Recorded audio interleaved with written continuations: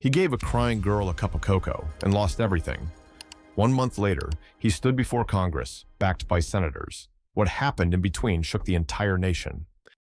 You'd think that doing the right thing still meant something, that kindness wasn't some relic from a forgotten era, buried under spreadsheets and corporate memos. I learned otherwise, the hard way. Name's Ethan Mallory. I'm 26, been pouring heart and espresso at Bean and Soul for the last 3 years. It's one of those places you only find if you're lost, or looking for something real, tucked into the corner of Roosevelt and 7th like a secret. Only the broken-hearted and regulars knew existed. We weren't part of a flashy chain with branded aprons and fake smiles. We were the corner cafe that knew your name, your drink, and if your shoulders drooped lower than last week. I didn't have a degree, didn't have stocks or dental, but I had one hell of a radar for pain. And on that day, that radar went off like a fire alarm. It was a gray Monday in April, the kind of rain that doesn't just fall, it presses, soaks you to the bone, makes the whole city feel like it's sighing. I was wiping down the espresso machine, the scent of dark roast and wet coats heavy in the air, when the bell above the door gave its usual tired jingle. She walked in. No umbrella, no adult. A little girl, 10 maybe, hair hanging in soaked braids, shoes squishing with each step. Her hoodie stuck to her like it was trying to disappear with her. She didn't say a word, didn't look at the menu, just stood there like a ghost, gripping this sad little Velcro wallet with both hands. I've seen forgotten souls, but this was something else. She looked like she'd been through war and lost. I bent down behind the counter, pretending to check something, just to hide the gut punch that landed in my chest. "You hungry?" I asked gently. "Nothing." Her eyes darted up, wide and unsure, then dropped back to the wallet like it might start growing bills if she held on tight enough. I didn't wait for permission. I poured a hot cocoa, tossed in extra marshmallows like a peace offering, and wrapped up a turkey sandwich. "This one's on me," I said with a smile. Not performative, not for show, just human. That's when it happened. Her face twisted, just slightly, a quiver of the lip, and then the dam broke. She sobbed like the world had finally noticed her, like someone had turned the volume up on her pain and said, "Yeah, kid, we hear you." It was the most human moment I'd seen all month. And of course, it's exactly when the cold wind of corporate cruelty chose to blow through the door. Craig Dillard, regional manager, pressed suit, shoes so polished they didn't dare touch real ground, and a jawline that looked like it came with a user manual. Craig didn't drink coffee, he drank control. And in that moment, his icy eyes scanned the room and zeroed in like a laser. Me, the girl, the cocoa, the sandwich. He didn't say a word, didn't need to. His judgment was written across his face in size 72 font. 20 minutes later, I was in the back, standing across from him and one of the HR vultures on speakerphone. They used all the greatest hits. Policy violation, unauthorized giveaways, and my personal favorite, compromising brand standards. Brand standards. I gave a hungry kid a sandwich, and somehow that broke their code more than leaving her standing there like a stray cat. "You're terminated effective immediately," Craig said without even looking up from his phone. "Clear out your locker." And just like that, I was out of a job, out of patience, out in the damn rain with a cardboard box full of my life's fragments, a worn mug, a notebook of regulars' weird orders, and a photo someone drew of me with a smile. Craig didn't even flinch, just adjusted his cufflinks, said something about this being an unfortunate but necessary standard enforcement, and slipped into his black BMW like a villain from a low-budget drama. I stood on the sidewalk, rain dripping from my hoodie, wondering what kind of world punishes decency and rewards detachment. The streetlight blinked overhead, cars passed. No one noticed the soaked guy with the 1,000-yard stare and an employment status as disposable as the cup sleeves he used to hand out with a smile. And in that silence, in that cold, wet, corporate-colored betrayal, I didn't feel shame. I felt clarity. This wasn't a bad day. This was a warning shot, a turning point, the kind of moment that starts revolutions in coffee-stained hearts. Because when they fired me for caring, they didn't just make a mistake, they lit a fire they'll wish they never sparked. And what came next? That's when it all flipped. Stick around, the story's just getting warm. You ever been so angry you can't even move? Not punch a wall angry, not scream into the void angry. I mean the kind that just sits in your chest like a weight made of hot steel.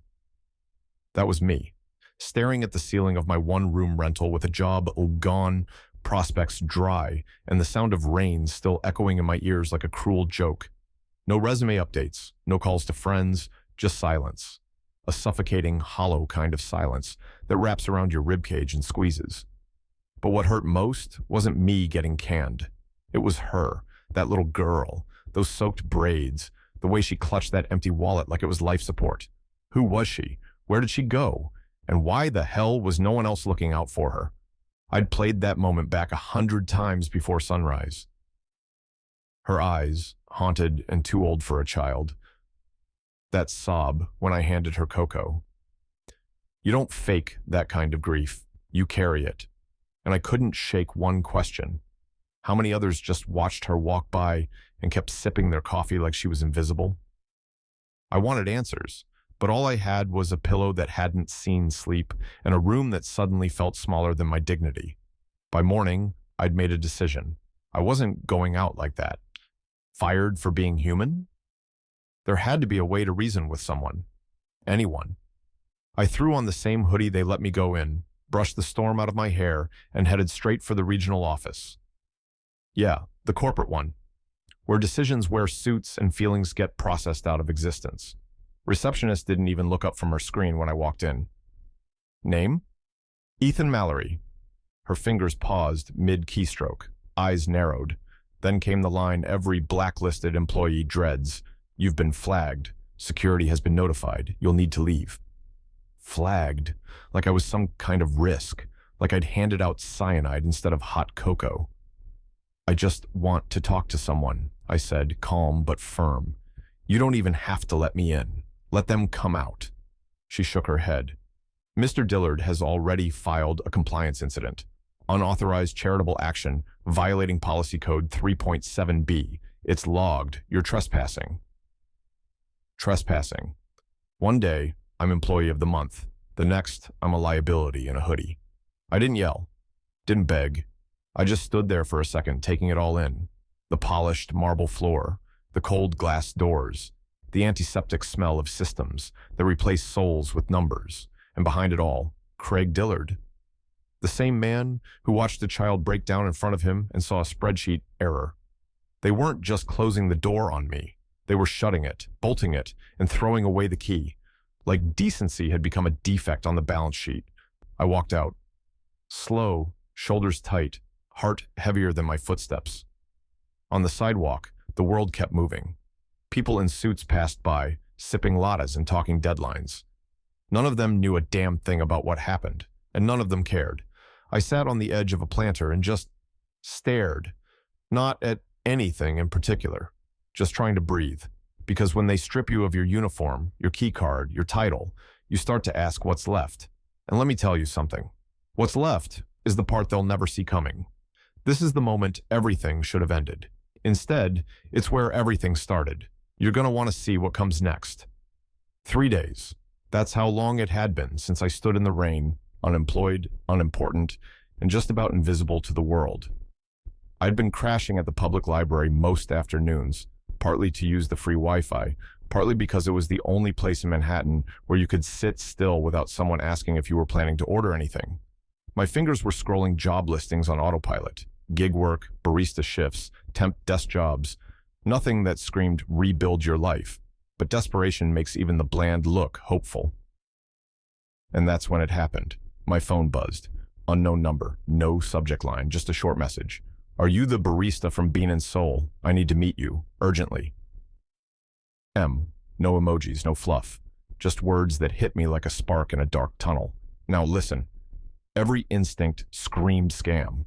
I was broke, humiliated, emotionally raw. Perfect bait for weird recruiters or crypto bros in disguise. But something didn't let me delete it. Maybe it was the voice in the back of my head, the same one that told me to hand that cocoa to a crying kid. Maybe it was curiosity. Or maybe, just maybe, the universe was cracking open a little sliver of meaning through all this madness. So I answered. Got a location. A time. That was it. Next day. Manhattan. Midtown. The hotel, not the kind with complimentary bagels and a broken vending machine. This was elite, black marble lobby, silent elevators, security by the entrance that didn't blink, even when they scanned my ID like I was applying to join NASA. One of them, earpiece, slick suit, barely blinked, stepped forward. "You're Mr. Ethan Mallory?" I nodded. They didn't ask more, just motioned for me to follow, up the elevator, down a carpeted hall that probably cost more per square foot than my entire apartment. Finally, they opened the door to a sleek conference room with a view that could knock the air out of your chest. And standing there, her, the little girl. But she didn't look little now. She was dry, composed, dressed in navy and cream, hair braided neatly, face calm. But I knew those eyes. You don't forget eyes like that. The room was filled with people in black suits, some watching me like I might bolt, others watching her like she might break. One woman stepped forward, serious, confident. Everything about her said, "I'm in charge, and you should listen." She extended her hand. "Mr. Mallory, I'm Agent Keller, U.S. Secret Service." "Excuse me?" "This," she continued, "is Madison Bailey, daughter of President Harold Bailey." My brain couldn't keep up. President, Secret Service, that kid? I glanced at her again, and it clicked. The escape in her eyes, the silence, the wallet with nothing inside. That wasn't just sadness. That was fear with a presidential security detail behind it. "She ran away 3 days ago," Keller explained. "Slipped out of a motorcade after a family altercation. No security, no phone, no GPS." She paused, then looked me square in the eye. "And you, without knowing who she was, fed her, spoke to her like a person, and gave her hope. You didn't ask questions. You just saw a hurting child." Madison looked up at me, her voice barely above a whisper, but clearer than any speech I've ever heard. "I didn't think anyone cared," she said. "But you did." I didn't know what to say. My throat tightened. The room got quiet in that way only rooms full of important people can get when no one dares interrupt something real. Agent Keller leaned in slightly. "You didn't just help a runaway. You restored trust in a girl who had every reason to give up on people." I looked at Madison. She looked at me. And suddenly, the rain-soaked chaos from 3 days ago didn't feel pointless anymore. It felt right. I was just a guy with an apron and a decent heart. But that day, I was the only person in New York City who saw the daughter of the most powerful man in the country. And that changed everything. This is it, the turning point. Everything you've waited for is about to land. Don't miss how Ethan's quiet act ignited a national firestorm. The street was closed. Not for a festival, not for construction, for something bigger. By sundown, Roosevelt and 7th looked like the setup for a presidential motorcade, and that's exactly what it was. Barricades, black SUVs lined bumper to bumper, Secret Service in every doorway, helicopters circling low enough to shake the windows. Bean and Seoul, my old stomping grounds, suddenly the eye of a political hurricane. And at the center of it all, a folding platform, 2 flags, and the kind of silence you only get when history's about to make an appearance. I stood across the street, still in my thrifted jacket, watching it all like someone who wandered into the wrong movie set. Then, the door of the lead limousine opened, and every camera lens in a 10-mile radius locked in. President Harold Bailey stepped out, not the face from campaign ads, not the steely-eyed tactician from press briefings. This was a man in a charcoal suit, with a daughter's hand in his. Madison walked beside him, head high, eyes steady. The crowd leaned in, phones rose, whispers turned into pure electricity. Then he climbed the makeshift steps, leaned toward the mic, and dropped the political playbook. "Today," he said, voice cutting clean through the air, "I'm not standing here as a politician. I'm standing here as a father." You could hear a pin drop. This man, he gestured to me, still frozen like a deer in moral headlights, did something this world seems to punish too often. He cared. No titles, no protocol. Just a stranger showing kindness when it was needed most. A few heads turned toward me. I wanted to vanish, but he wasn't done. "And what did we do?" the president continued. "We fired him. We shamed him. We punished him for the one thing we say we value: basic human decency. Every camera turned now. The crowd, the staff, even the Secret Service. All eyes were locked on me. "Let me be perfectly clear," the president said, voice like a hammer wrapped in velvet. "Those who made that decision, those who treated compassion as a liability, will be held accountable." He didn't name names. He didn't have to. By morning, Craig Dillard's resignation letter was framed in every news cycle. Corporate gave a press conference so apologetic, it might as well have come with flowers and chocolate. But the real mic drop came directly after the speech. Agent Keller approached me as the crowd roared. No paperwork, no pomp. Just a business card and a line that flipped my world upside down. "The president would like you to consider a position. Humanitarian Initiatives Liaison, personal appointment, full support. You'd report directly to the campaign." I blinked. "You're offering me a job?" I asked, incredulous. "No," she said with the trace of a smile. "We're offering you a purpose." I didn't have a comeback, not one that fit. Because 3 days ago, I handed cocoa to a child and lost everything. Tonight, I stood on the sidewalk while the President of the United States told the world I got it right. And somewhere in the middle of all that, between unemployment and unstoppable, something changed. Not the world. Me. This wasn't the end. It was ignition. What came next? Let's just say they gave the quiet guy with a good heart a megaphone, and he knew exactly what to say. By morning, the headlines hit like a tidal wave. The barista who saved America's soul. Cocoa that shook the White House. Kindness, not policy. It was everywhere. TV, online, subway posters. You couldn't scroll a news feed or flip a channel without seeing my name. Not because I'd solved world peace or launched a tech empire, because I handed a scared kid a cup of cocoa and didn't ask who she was. And apparently, that kind of basic decency had become national news. Funny, isn't it? The world didn't celebrate a business strategy. It didn't clap for efficiency or policy codes. It stood up for something that should have never gone out of style.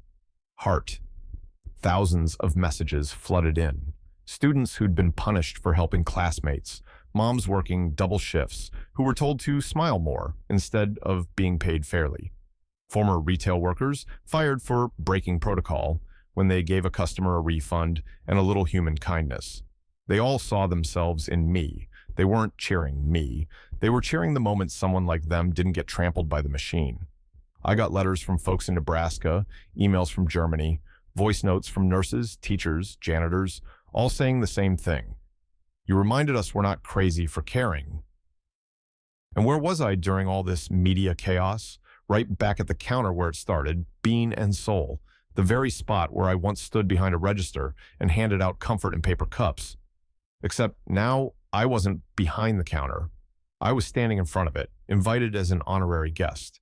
A seat reserved, name on the board, and cameras clicking like they were covering the Oscars. But I didn't come for the flashbulbs. I came for that same energy I felt when the girl walked in, when instinct beat protocol. I stood there, looking at the machine where I once steamed milk and defied policy, and I felt it again. Purpose, not fame, not politics. Just the simple truth that still burned behind my eyes like it always had. Then someone handed me a mic. I wasn't prepped. I didn't have a speech. But I knew exactly what to say. I looked out over the crowd. Faces watching like this moment meant something personal.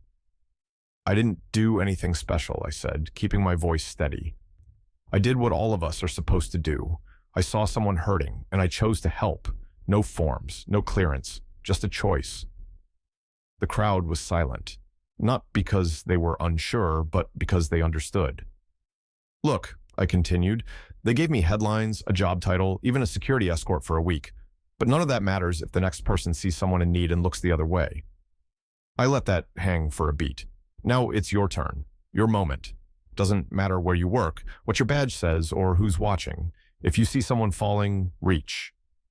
And that was it.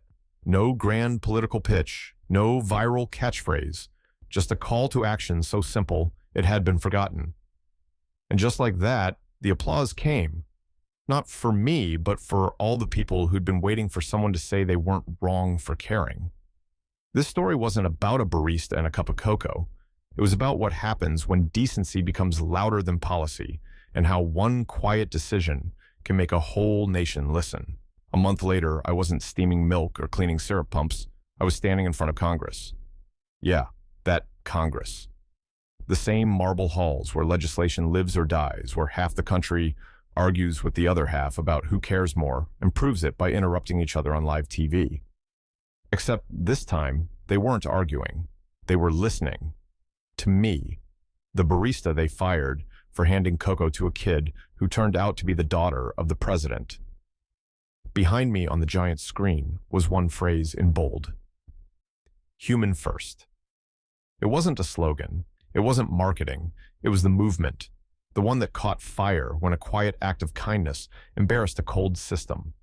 The one that asked a simple question no policy manual seemed equipped to answer, what if compassion wasn't punished? I wasn't pitching politics. I was pushing for protection, real safeguards for the folks who keep the wheels turning, clerks, servers, nurses, cashiers, janitors, drivers.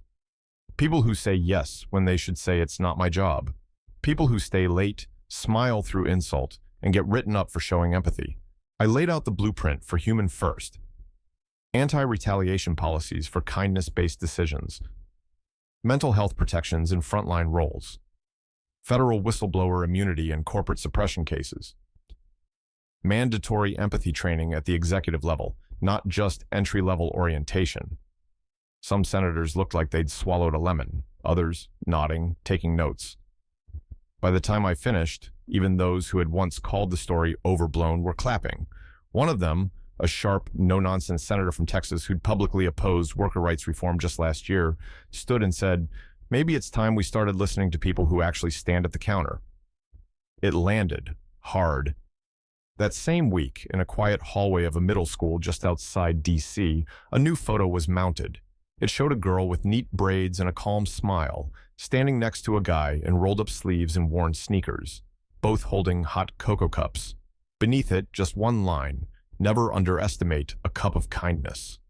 Teachers paused when they passed it. Students stopped to read it. And every kid who'd ever felt invisible saw something in that frame that made them believe, just maybe, the world still had room for good people.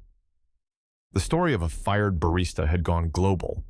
Not because of some staged campaign, not because someone pulled strings in high places, but because one small act of decency cracked a system built on indifference and reminded millions that character doesn't need clearance. I wasn't famous. I was familiar.